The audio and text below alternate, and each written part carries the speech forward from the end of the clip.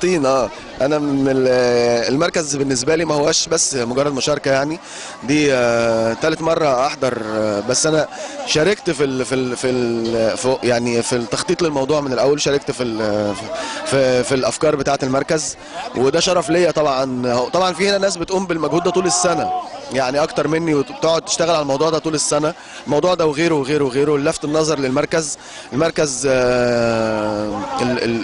اللي بيقدم خدمات ل 6000 مريض من 3 4 محافظات اسكندريه وحواليها، يعني حاجه مهمه قوي وحاجه حيويه ومفيش فيها هزار، عشان مرض كبير ومرض احنا عارفين ان هو صحيا مرض يعني مزعج، وماديا مرض مزعج. فلو المركز اللي هو كله قايم على التبرعات ما عملش كده، خلاص هيبقى في مشكله كبيره للمرضى والاهاليهم كمان يعني. فبنحاول كل شويه نعمل مناسبه كده للفت النظر. يعني هي الفكره مش ان احنا مش بنجري الرياضه بشكل عام، هي لفت نظر لاهداف تانية، يعني هي دي الفكره يعني. كل رساله لكل الناس من خلال اسكندريه النهارده. بنقول رسالة للناس ان هو زي ما هم شايفين اهل الخير كتار قوي في اسكندرية، ومحتاجين كل تبرعات من الناس. لان احنا دلوقتي سيادة المحافظ كتر خيره خصص لنا حتة ارض ورا المستشفى هنبني فيها انبيشنت، يعني مرضى داخليين، لان احنا لحد دلوقتي المرضى عندنا بيتعالجوا ويروحوا. فسيادة المحافظ ادانا حتة أرض علشان نبني عليها مستشفى ملحق للمستشفى للناس اللي هم ما يقدروش يروحوا ويجوا، يبقى مرضى مقيمين في المستشفى زي كل المستشفيات اللي في الدنيا. احنا ما كناش الاول نقدر نعمل كده لولا التبرعات ولولا الحاجات اللي بتعمل زي كده. والحقيقه الماراثون دوت جاب لنا تبرعات كويسه قوي، وادى وعي للناس اللي موجودين وخصوصا الشباب. يعني ايه مستشفى علاج الاورام بالمجان لغير القادرين، يعني ايه نتبرع اصلا، يعني ايه الاورام والحاجات دي كلها. برضو الشباب الصغيرين ما كانوش يعرفوا حاجات زي كده، وفي منهم طبعا عارفين وكل حاجه.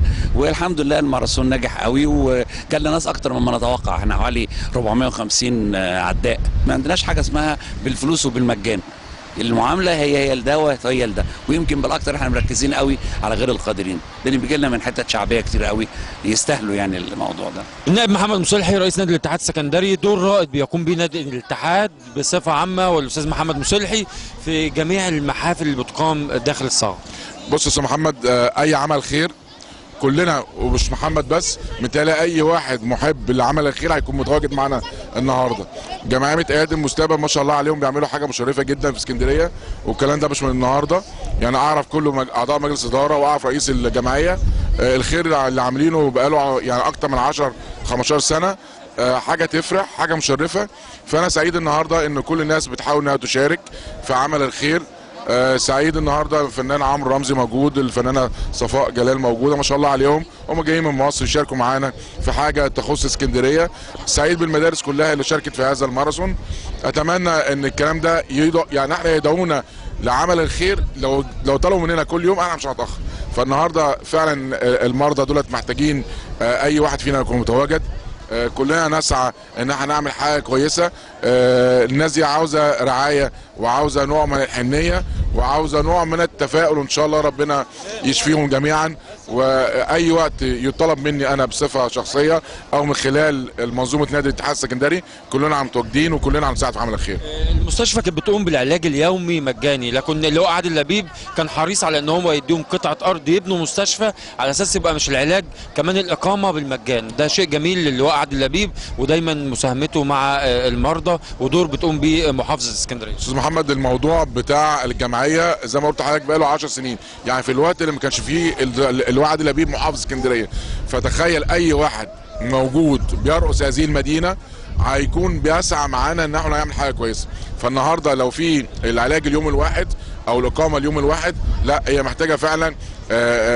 وانا اتمنى يعني لو سمعاني مستشفى 57 متواجده في القاهره، محتاجه ان احنا نعمل واحده هنا كمان في اسكندريه اسوه من اللي حصل في طنطا. فاحنا كلنا كرجال اعمال او كلنا كناس محبه لعمل الخير، كلنا اكيد كلنا هنشارك في عمل الخير. استاذ محمد، بنشكر وجودك معانا النهارده وحرصك على انك تكون متواجد وسط الناس الجميله اللي موجوده واللي رحبت بيك، وكان يوم جميل. استاذ محمد، انا هقول لحضرتك حاجه معلش يعني، واتمنى الكلام ده يعني يعلن.